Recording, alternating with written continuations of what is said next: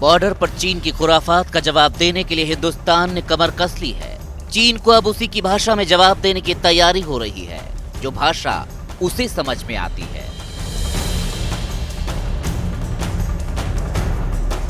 खबर है कि चीन ने एलएसी पर करीब 5000 सैनिकों की तैनाती बहुत तेजी से कर दी।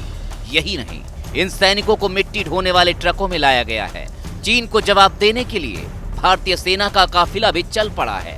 हजारों की तादाद में सैनिक विमानों और हेलीकॉप्टर से चीनी सैनिकों से मुकाबले के लिए पहुंच रहे हैं।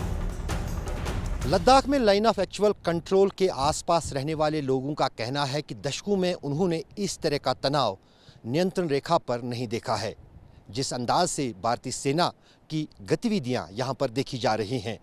दरअसल जिस अंदाज से चीन ने भारतीय इलाके में घुसपैठ की है, फिलहाल अभी सेना और प्रशासन की तरफ से यही कोशिशें चल रही हैं कि चीनी सेना भारतीय इलाके से वापस लौटे, जिस तरह पहले हुआ था।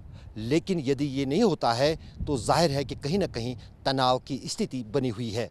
लद्दाख स्काउट्स जो सेना की रेजिमेंट है, जिन्हें प्रमुख तौर पर इसीलिए प्रशिक्षित किया जाता है कि वो इस तरह के हालात में किसी भी लड़ाई के लिए तैयार रहें, उनको फिलहाल लाइन ऑफ एक्चुअल कंट्रोल के अलग अलग हिस्सों पर तैनात किया गया है। बॉर्डर पर चीन की हिमाकत की गवाह नई सैटेलाइट तस्वीरें कर रही हैं, जो बताती हैं कि चीन ने एलएसी के साथ लगे हुए अक्साई चिन के हिस्से में बड़े पैमाने पर सैनिकों की तैनाती शुरू कर दी है। पिछले 2 हफ्तों की सैटेलाइट तस्वीरों से चीन की यह हरकत पकड़ में आ गई है। एलएसी पर सैनिकों की संख्या बढ़ाकर चीन दबाव डालने की रणनीति रच रहा है, लेकिन वो शायद ये भूल गया है कि ये 2020 का भारत है। इसे आंख दिखाना चीन को महंगा पड़ेगा।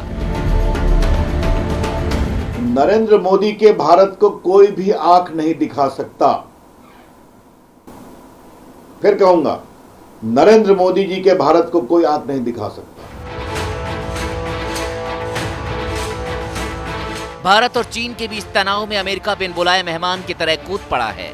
अमेरिकी राष्ट्रपति डोनाल्ड ट्रंप ने ट्वीट कर तनातनी को कम करने के लिए मध्यस्थता का प्रस्ताव रखा। हमने भारत और चीन दोनों को बताया है कि अमेरिका उनके गंभीर सीमा विवाद में मध्यस्थता के लिए तैयार है। शुक्रिया। इस मामले में भारत की विदेश नीति साफ रही है। वो पड़ोसी देशों से अपने मामले द्विपक्षीय बातचीत से सुलझाता रहा है। उसे तीसरे देश की मध्यस्थता बिल्कुल कबूल नहीं है। लद्दाख में अशरफ वानी के साथ दिल्ली में श्वेता सिंह और गौरव सावंत।